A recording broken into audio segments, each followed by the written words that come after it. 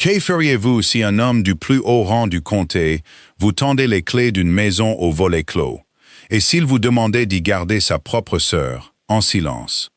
Et si le salaire était maigre, la route longue, et le silence une condition du marché?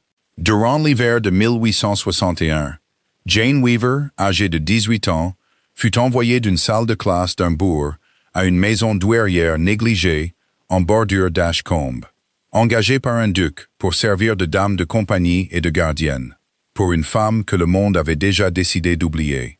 Mais ce qui l'attendait derrière ses volets fermés n'était pas la ruine qu'on lui avait promise. Restez avec nous, installez-vous confortablement, dites-nous d'où vous nous regardez, et marchez avec elle sur ce long chemin détrempé. Le coche la déposa à un carrefour, à 2 miles de la maison.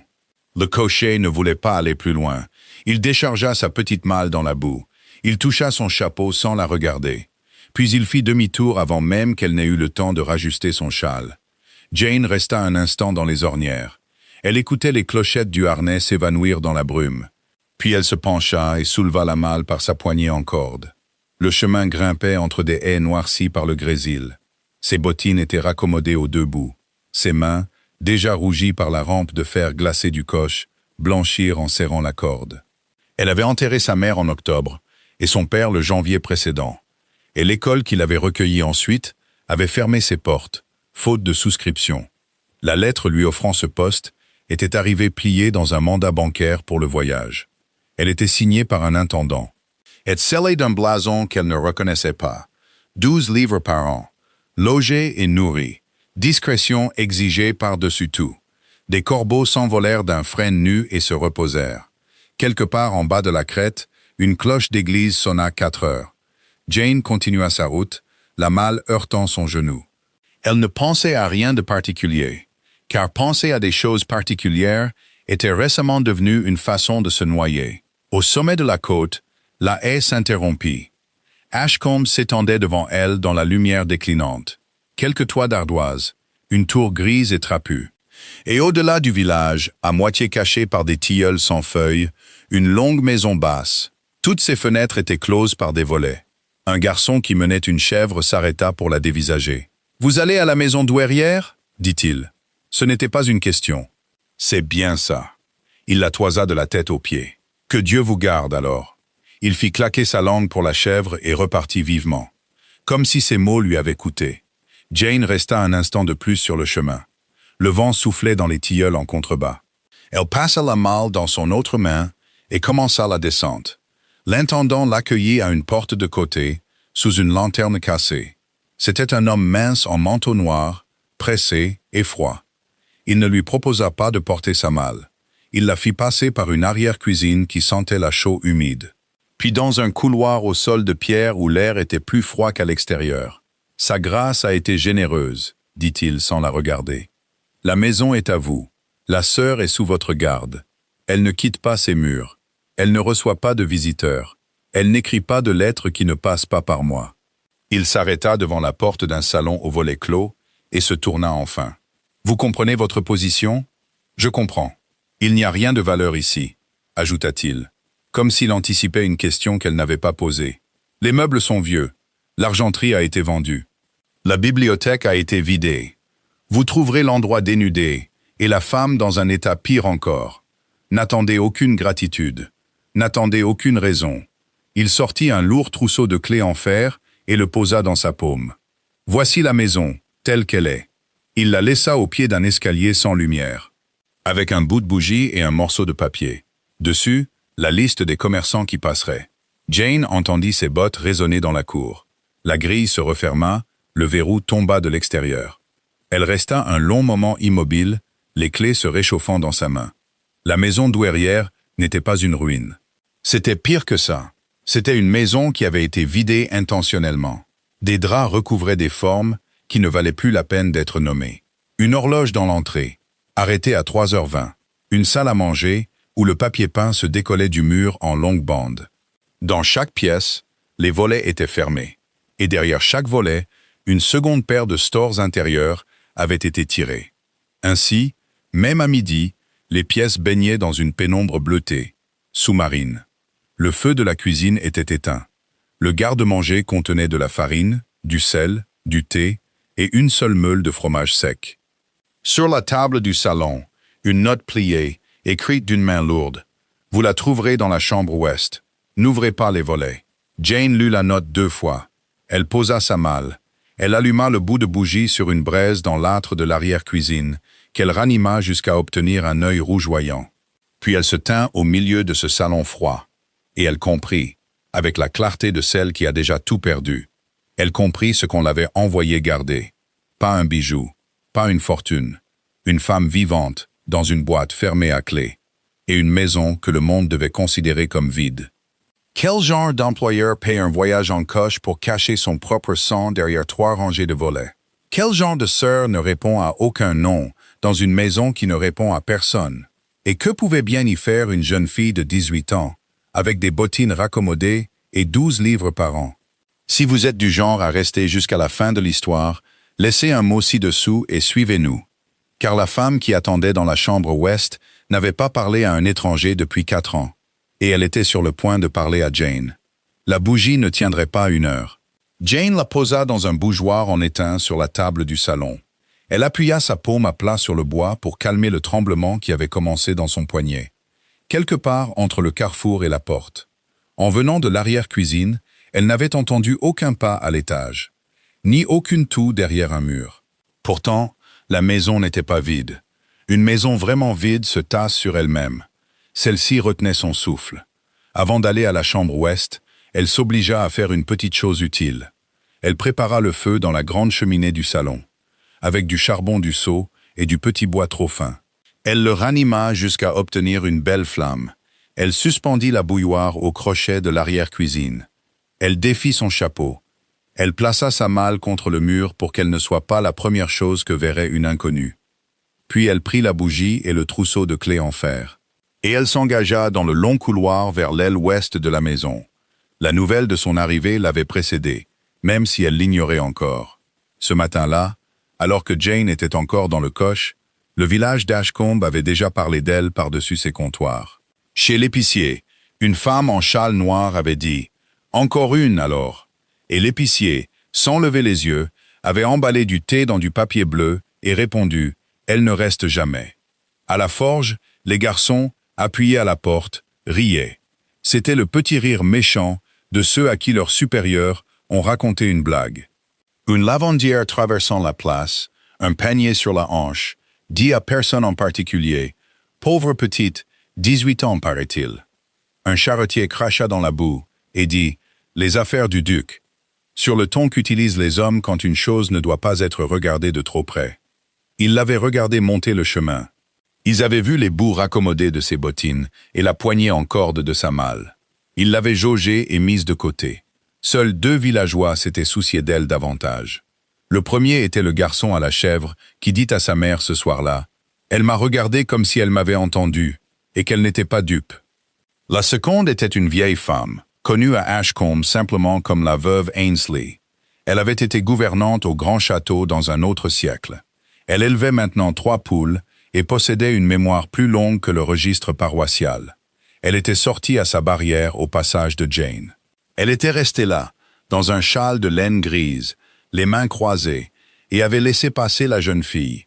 Puis, sans élever la voix, elle avait dit la seule chose qu'elle voulait dire. « Fais attention à la porte que tu fermes à clé, mon enfant. La mauvaise est déjà verrouillée. » Jane avait tourné la tête. La vieille femme rentrait déjà dans sa chaumière. Les mots étaient entrés en elle sans signification, comme une graine en terre froide, qui attendrait le changement de saison. Ça, c'était le matin. L'après-midi, au grand château sur la colline, dans une pièce avec un bon feu et une carafe, le duc lui-même fut informé. Par retour de courrier, on lui annonça que la nouvelle dame de compagnie était arrivée. C'était un homme large de 42 ans, en manteau vert. Il eut un rire bref et sec. Puis il dit à l'intendant qui se tenait à son coude. « Une écolière, parfait. Elle ennuiera ma sœur jusqu'au silence et ne me coûtera rien. » L'intendant, qui s'appelait Ambrose Hale, inclina la tête et dit « Selon les instructions de votre grâce. » Le duc se versa un second verre et ajouta sans lever les yeux « Si cette créature pose problème, remettez-la dans le coche. Il y en a toujours d'autres. » Rien de tout cela n'atteignit Jane dans le couloir. Ce qui l'atteignit, c'était une odeur de vieille lavande et de laine non aérée, alors qu'elle approchait de la porte de la chambre ouest. Elle leva la bougie. Elle essaya 3 clés avant que la 4e ne tourne. Elle poussa la porte, ouvrant sur une obscurité plus profonde que dans le reste de la maison. Car ici, même les stores intérieurs avaient été cousus sur les bords. Une voix, sèche, basse et peu habituée à parler, s'éleva de l'obscurité, avant que les yeux de Jane ne puissent y distinguer une silhouette. « Vous devez être la nouvelle. » Jane ne répondit pas tout de suite. Elle entra et referma la porte derrière elle, car ce qui allait se passer ne devait pas être entendu du couloir. « Je suis Jane Weaver, dit-elle. »« Asseyez-vous, Jane Weaver, dit la voix. Il y a une chaise près du lit. N'ouvrez pas les volets. » Elle s'assit. Ses yeux, s'habituant à l'obscurité, commencèrent à reconstituer la pièce, morceau par morceau, à la lueur de la bougie. Un lit haut, dont les rideaux n'étaient tirés que d'un côté. Une table de toilette avec une cruche fêlée. Un secrétaire poussé contre le mur, son tiroir manquant. Une femme appuyée sur des oreillers, dans une robe de chambre grise. Ses cheveux étaient dénoués, grisonnant sur les tempes. Un visage qui avait été beau, et qui était maintenant mince, fatigué et oublié. Ses mains reposaient sur le couvre-lit, comme 2 objets qu'elle aurait posés et oubliés. « Quel âge avez-vous » dit la femme. Ce n'était pas une question. 18 ans. Il m'envoie des enfants, maintenant. La bouche de la femme esquissa quelque chose qui n'était pas un sourire. « Savez-vous dans quelle maison vous êtes ?»« La maison douairière, » dit Jane. « C'est comme ça qu'on l'appelle. » La femme ferma les yeux un instant. Quand elle les rouvrit, son regard était très fixe. « Je m'appelle Honoria Ashcombe. Je suis la sœur du duc. Je suis dans cette chambre depuis 4 ans. Si vous comptez rester plus d'1 semaine, ne me mentez sur rien, même sur un détail. Si vous comptez partir, partez demain, et je ne vous en voudrai pas. » Jane s'assit, les mains jointes sur ses genoux. Car si elle ne les joignait pas, elle tremblerait. La flamme de la bougie vacilla, puis se stabilisa. « J'ai l'intention de rester, » dit-elle. Honoria la regarda un long moment. Puis elle dit, « Nous verrons bien. » La bouilloire, oubliée, s'était mise à siffler dans l'arrière-cuisine, à l'autre bout de la maison. Jane se leva, fit la révérence comme on le lui avait appris à l'école, sans y penser, et alla la chercher. Elle n'ouvrit pas les volets. Cette première nuit, elle ne posa pas une seule question. Elle prépara du thé dans une théière brune ébréchée. Elle l'apporta sur un plateau et le posa sur le secrétaire, à portée de main d'Honoria. Elle couvrit le feu du salon et alluma une seconde bougie avec la première. Elle mangea un morceau de fromage sec, debout dans la cuisine. S'asseoir lui semblait être une chose qu'elle n'avait pas encore méritée. Puis elle se fit un lit avec 2 couvertures sur un canapé en crin, dans la petite pièce à côté de celle d'Honoria. La porte entre elles restait ouverte, pour qu'elle entende si on l'appelait, et elle s'allongea tout habillée. La maison craquait dans le noir comme le font les vieilles maisons. Le bois parlait au bois. Quelque part au-dessus d'elle, un volet frappa une fois contre son cadre, puis une autre fois, et s'immobilisa. Le grésil crépitait contre la pierre extérieure. Jane resta allongée, à l'écoute. Derrière le mur, très faiblement, elle pouvait entendre la respiration d'Honoria, irrégulière, éveillée. Et à de longs intervalles, le petit son sec d'une femme qui pleure sans vouloir être entendue. Jane ferma les yeux et ne dormit pas pendant un long moment, car la mauvaise porte, quelle qu'elle soit, était déjà verrouillée. Et elle ne connaissait pas encore son nom. À la 3e nuit dans la maison douairière, Jane en avait appris les bruits. La porte de la cuisine gonflait avec l'humidité et devait être soulevée par la poignée. L'escalier menant au palier supérieur cédait sous la 4e marche en partant du haut. L'horloge de l'entrée était arrêtée depuis si longtemps qu'une araignée y avait élu domicile. Le 2e matin, Jane avait ouvert la vitre et laissé l'araignée tranquille. Elle avait appris quand Honoria se réveillait et quand elle faisait semblant de dormir. Et elle avait appris à ne pas parler la première. La 3e nuit, elle entendit de nouveau le tapotement. Ce n'était pas le volet au-dessus du salon qui avait frappé la première nuit, et ce n'était pas le grésil. Cela venait de quelque part dans le mur entre sa petite chambre et le couloir, près de la plinthe. 3 coups légers, puis une pause, puis 2 autres. Jane s'assit sur le canapé en crin et écouta, le souffle coupé. Le son ne se reproduisit pas. Elle se leva en chaussettes, prit le bout de bougie et sortit dans le couloir. Le couloir était vide. Le papier peint s'était soulevé le long d'une jointure près du sol et pendait en une boucle souple. Jane s'agenouilla et posa sa main à plat contre le plâtre où elle pensait que le son s'était produit. Le mur était froid et lisse. Elle approcha la bougie. Derrière la boucle de papier, au crayon, si pâle qu'elle faillit le manquer, se trouvait un nom écrit d'une main de femme. Pas Honoria, pas le sien. Un prénom de femme en 3 lettres soignées, puis un nom de famille que Jane ne pouvait pas lire, car le papier était déchiré. À côté du nom, une date, 1857. Jane se rassit sur ses talons. 1857 était l'année avant qu'Honoria ne soit enfermée. Elle regarda longuement le nom écrit au crayon et n'y toucha pas. Puis elle replaça la boucle de papier contre le mur, se leva et alla se coucher. Elle n'en parla pas à Honoria le matin. Elle apporta le thé et la bouillie claire qu'elle avait appris à faire avec la farine et le sel du garde-manger. Elle n'ouvrit le store intérieur que d'un pouce, comme Honoria le permettait maintenant. Et elle s'assit sur la chaise et laissa Honoria parler ou non, comme elle le souhaitait. Ce matin-là, Honoria parla un peu. Elle dit « Vous avez mal dormi ». Jane répondit « La maison n'est pas encore habituée à moi ». Honoria faillit sourire. « Moi non plus », dit-elle. Plus tard, en balayant le salon, Jane trouva la deuxième chose. Sous le drap de protection, sur ce qui avait été une table de jeu. Quelqu'un avait gravé une petite marque dans le bois avec la pointe d'un couteau, une croix dans un cercle. Ce n'était pas une marque de fabricant. Ce n'était pas un décompte de domestique. Elle était placée nettement au centre de la table, délibérée comme une signature. Jane remit le drap par-dessus. Cet après-midi-là, l'avertissement de la veuve Ainsley lui revint sans crier gare, alors qu'elle tirait de l'eau à la pompe de l'arrière-cuisine. « Fais attention à la porte que tu fermes à clé. La mauvaise est déjà verrouillée. » Jane se redressa, le seau à la main, et resta un instant dans l'air vif de la cour. Le grésil s'était transformé en une fine pluie froide.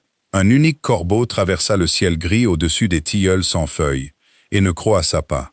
Jane rentra le seau, le posa sur les dalles, et n'agit toujours pas. Mais cet après-midi-là, elle commença à regarder. Elle commença par le travail, car le travail était permis et n'attirait pas l'attention. Elle lava les boiseries du salon avec du vinaigre et de l'eau chaude, à genoux sur un sac plié, car ses genoux ne supportaient pas les dalles. Elle frotta le couloir dallé de l'arrière-cuisine à la porte ouest, jusqu'à ce que la pierre retrouve une couleur pâle qu'elle n'avait pas montrée depuis des années. Elle décrocha les stores intérieurs, des petites pièces inutilisées un par un.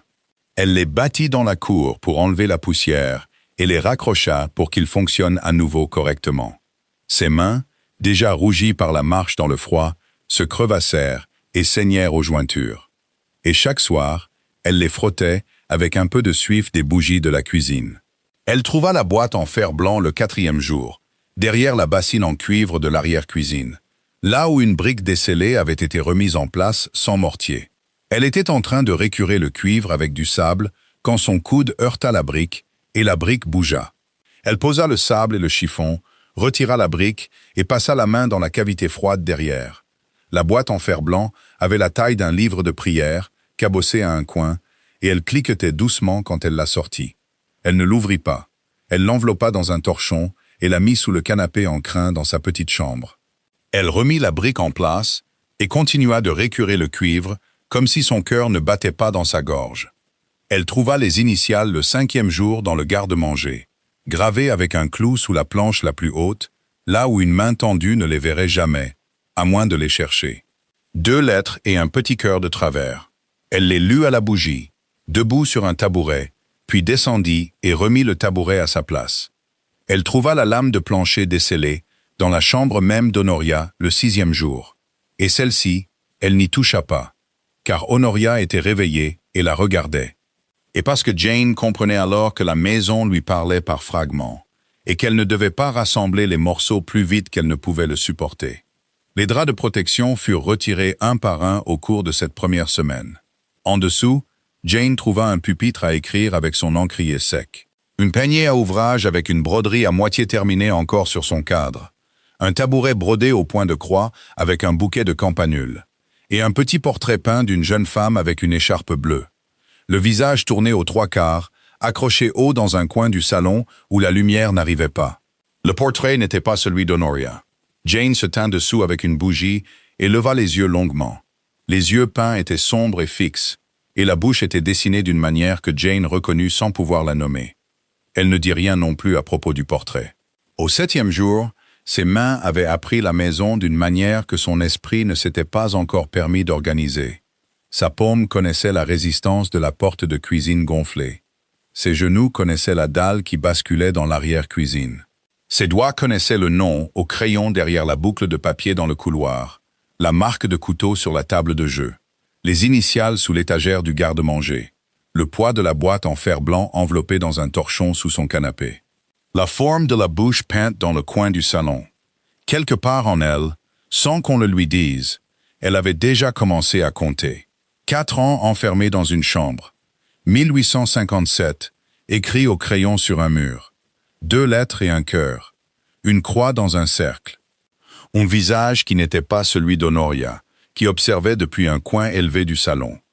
Ce soir-là, en couvrant le feu, Jane s'arrêta, le tisonnier à la main. Elle regarda les braises et comprit, pour la première fois, et seulement pour un instant, qu'on ne l'avait pas envoyée ici pour garder une femme silencieuse. On l'avait envoyée ici parce que quelqu'un croyait qu'une écolière ne saurait pas ce qu'elle voyait. Elle posa le tisonnier et n'agit pas encore. La 8e nuit, Jane sortit la boîte en fer blanc de sous le canapé en crin et la posa sur la petite table en sapin de sa chambre. Elle avait attendu que la respiration d'Honoria, de l'autre côté de la porte ouverte, devienne lente et régulière. Elle avait approché sa bougie et retiré le torchon du métal. La boîte était simple, autrefois laquée en noir et maintenant éraflée jusqu'à l'étain, avec un petit fermoir en laiton tordu par un pouce, plutôt que par un outil. Il n'y avait pas de serrure. Celui qui l'avait caché n'en avait pas eu besoin. Il n'avait eu besoin que d'une brique descellée et de temps. Jane souleva le couvercle d'un quart de pouce, puis le reposa et appuya sa main à plat dessus. Elle attendit que sa main soit stable, puis elle l'ouvrit. À l'intérieur, sur le dessus, se trouvait une lettre pliée en 3. Le papier était piqué sur les bords, le sceau brisé. En dessous, un petit carré de toile grossière enveloppant quelque chose de la forme d'une pièce de monnaie. En dessous, un paquet de 6 ou 7 lettres liées par une bande de ruban noir. En dessous, au fond, un étroit papier paroissial plié une fois. Et sous le papier paroissial, pressé à plat comme une feuille, un croquis au crayon d'un visage sur un bout de papier déchiré. Jane déplia d'abord la première lettre. L'écriture était la même écriture soignée qu'elle avait vue derrière le papier peint dans le couloir. Elle était adressée à Honoria et signée de 3 lettres et d'un nom de famille que Jane pouvait maintenant lire, Anne Marley. La lettre était datée de mai 1857. Elle remerciait Honoria pour sa gentillesse et sa constance, et lui demandait de garder, pour le bien de leur ami, les papiers ci-joints jusqu'à ce qu'ils puissent être envoyés en toute sécurité. Elle disait que l'auteur se rendait dans le Yorkshire chez sa sœur, et qu'elle enverrait des nouvelles de là-bas. Elle disait que si elle n'envoyait pas de nouvelles, Honoria devait ouvrir le second paquet et faire ce que sa conscience lui dicterait. Jane posa la lettre. Elle déballa le linge. À l'intérieur se trouvait une simple bague en or, fine, usée et lisse à l'intérieur. Tournée vers la bougie, la bague montrait une date gravée sur sa face interne, 1856. Elle la posa à côté de la lettre.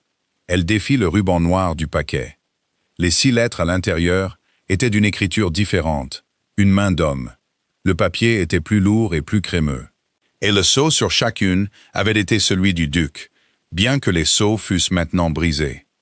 Jane lut les 2 premières à la bougie, debout, puis dut s'asseoir sur le canapé pour lire la 3e. Les lettres étaient adressées à Anne Marley. Elles étaient tendres au début et froides à la fin. Et dans la dernière, l'auteur écrivait, en une phrase simple, qu'un enfant alors vivant avait été le sien, qu'il ne le reconnaîtrait pas, et qu'une certaine somme avait été versée par l'intermédiaire de son intendant, Ambrose Hale, à une certaine maison du Yorkshire, à la condition que la mère parte tranquillement et n'écrive pas. Jane posa les lettres sur ses genoux et regarda la bougie pendant un long moment.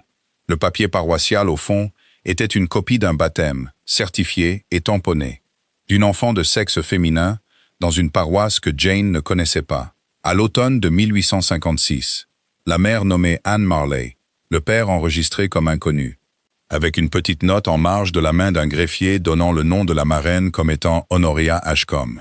Le croquis au crayon, lorsque Jane le tourna vers la lumière, était le même visage aux trois quarts que le portrait peint accroché haut dans le coin du salon où la lumière n'arrivait pas. Jane resta assise avec les papiers sur ses genoux et la bague dans sa paume, et ne pleura pas. Elle comprit par fragments, puis tout d'un coup. La sœur déshonorée n'avait été déshonorée par aucun acte de sa part. Honoria avait été marraine d'un enfant, avait gardé les lettres d'une amie lorsque cette amie avait été renvoyée, et avait été enfermée dans une chambre, parce qu'elle savait, de sa propre main et de celle d'un autre, ce que son frère avait fait. Le scandale avait été construit autour d'elle pour couvrir ce qui se cachait en dessous.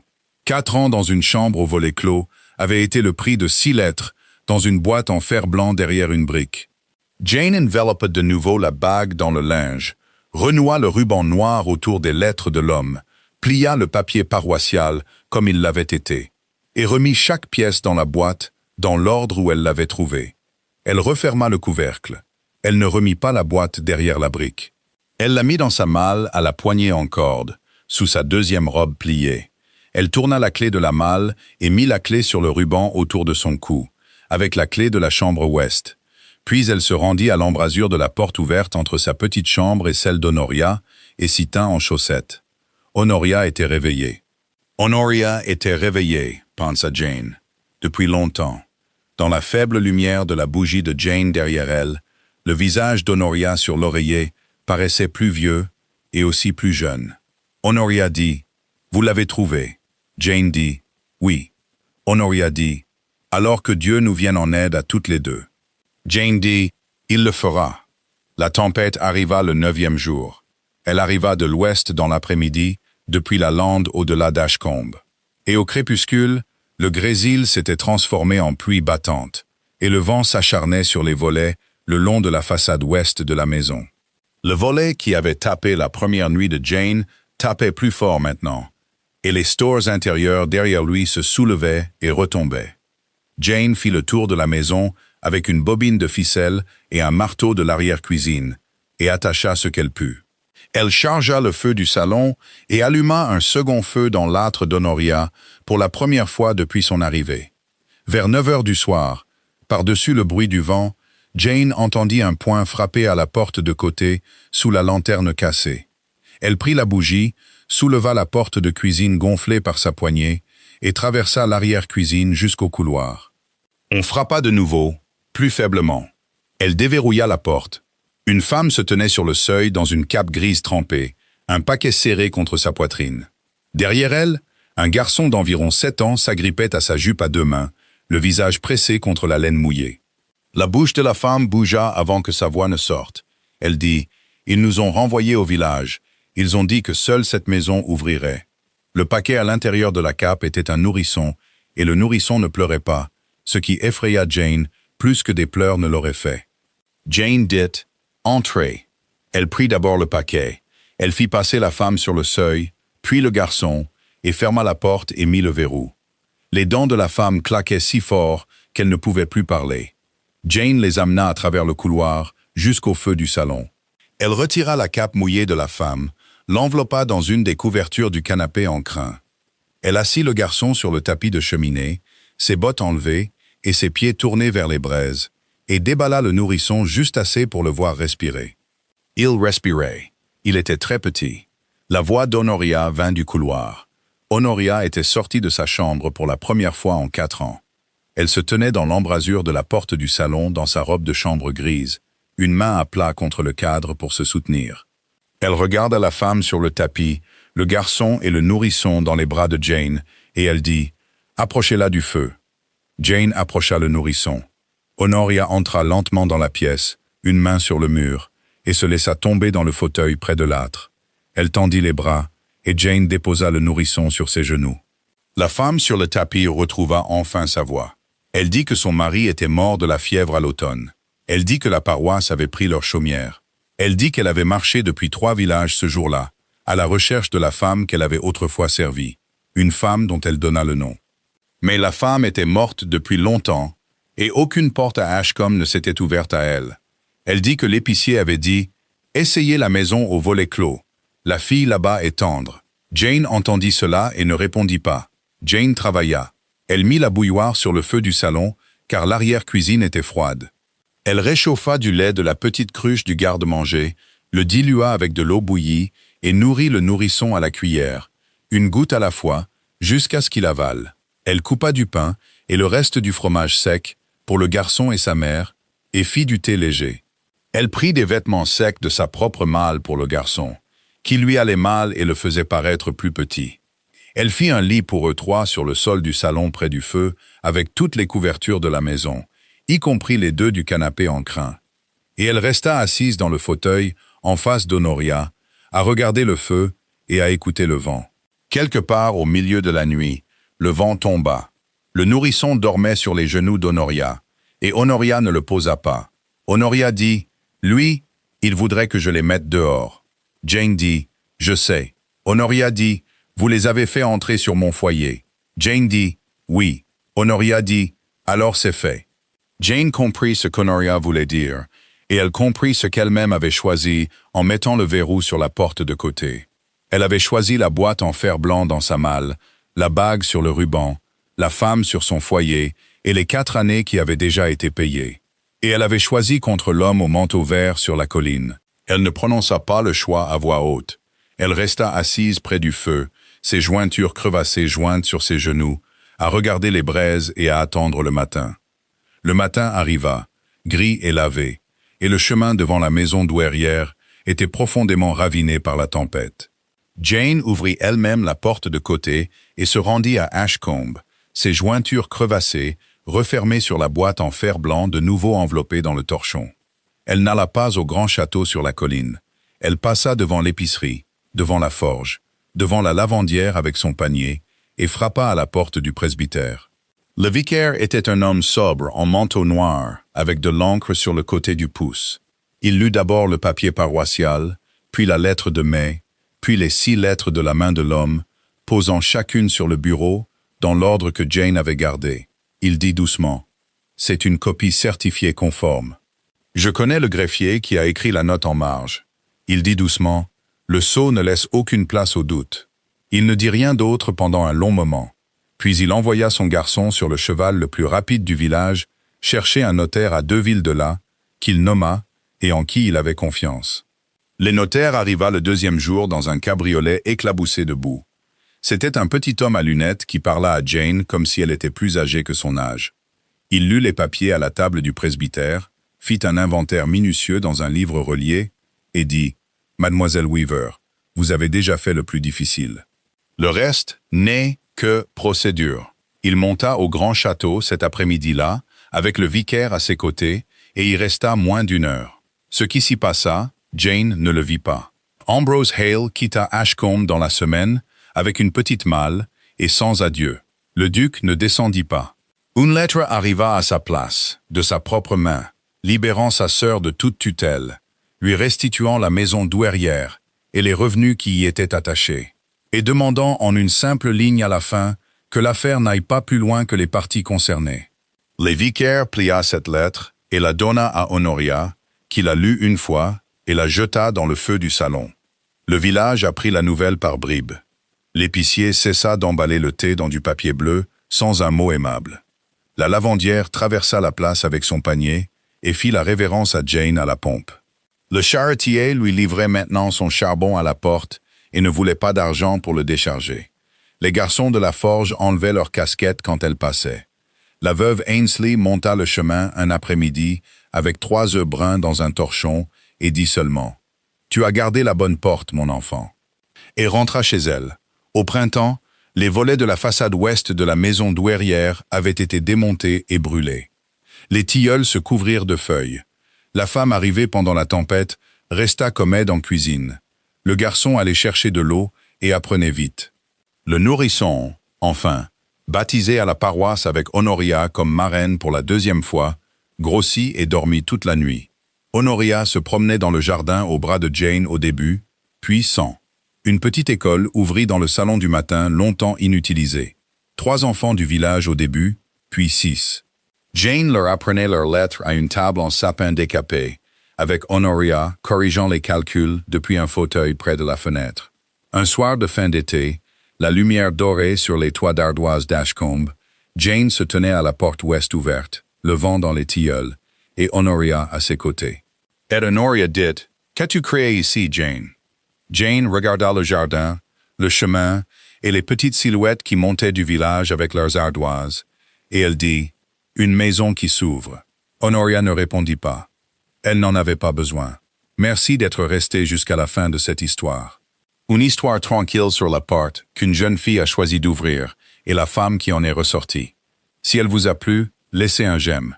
Dites-nous dans les commentaires d'où vous nous regardez et abonnez-vous pour la prochaine histoire que nous nous préparons à vous raconter au coin du feu.